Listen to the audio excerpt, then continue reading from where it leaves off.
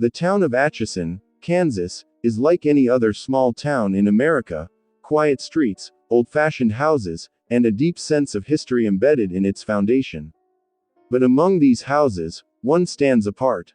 A modest white home on North 2nd Street, with a dark past that has terrified even the most skeptical visitors. It is known as the Sallie House. It started with a scream. Tony Pickman jolted awake in the dead of night, his skin crawling with an inexplicable terror. The air in the room felt suffocating, thick with an unseen presence. A child's laughter echoed faintly through the hallway, but when he turned on the light, the room was empty. The hair on his arms stood on end. Something was in the house, and it was watching him. The Pickman family moved into the house in the early 1990s, unaware of the nightmare waiting for them. Tony and Deborah Pickman were newlyweds, excited to start their life together in what seemed like a charming home. But from the very first night, something felt off. The air inside was heavy, charged with an unsettling energy, as if unseen eyes were watching them. At first, the disturbances were small: lights flickering without cause, objects moving slightly when no one was looking. They brushed it off as faulty wiring, the creaks of an old house settling. But soon, the harmless oddities became impossible to ignore. The family cat would hiss at empty corners. Deborah would wake up in the middle of the night feeling like someone was standing over her, breathing down her neck.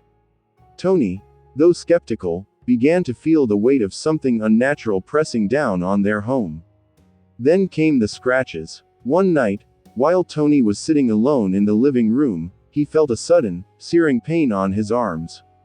When he rolled up his sleeves, he was horrified to see deep, bloody scratches appearing before his eyes, marks he had not made himself. His screams brought Deborah running, and as she looked at his arm, fear took hold of her heart.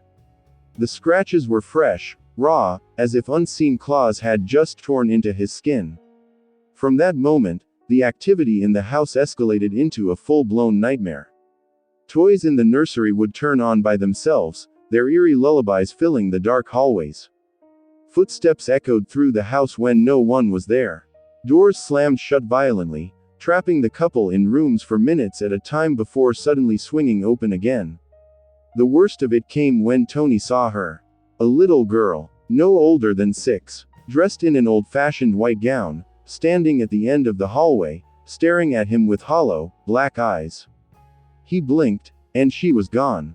Desperate for answers, the Pickmans sought out the town's historians and learned the terrifying truth.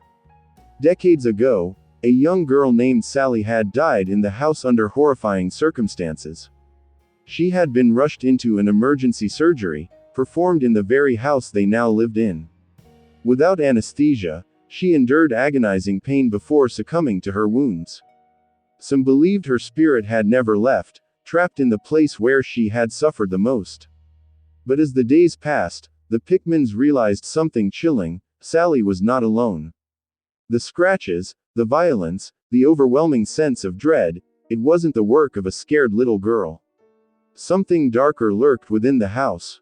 The Pickmans became convinced that a sinister entity had attached itself to Tony, tormenting him more than anyone else in the home. Whatever it was, it wanted him gone. One night, as Tony stood in the kitchen, he felt the air turn ice cold. The room darkened as if a shadow had swallowed the light. Then, without warning, an unseen force grabbed him and threw him across the room. He crashed against the wall, gasping for breath, while Deborah screamed. That was the final straw. They had to leave. Terrified for their safety, the Pickmans abandoned the house, never looking back. Paranormal investigators, intrigued by the house's violent history, continued to visit. Each one reported strange occurrences: shadowy figures lurking in the corners, objects moving on their own, and the unmistakable feeling of being watched. Even today, the Sallie House remains one of the most haunted places in America. Some visitors claim to have seen the little girl, her presence fleeting, always just out of reach.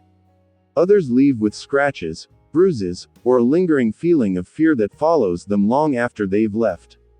As the years pass, one thing remains unchanged: the house is waiting. And those who dare to enter may find that, once inside, something never truly lets them go. Tony Pickman will never forget the last time he set foot in the house.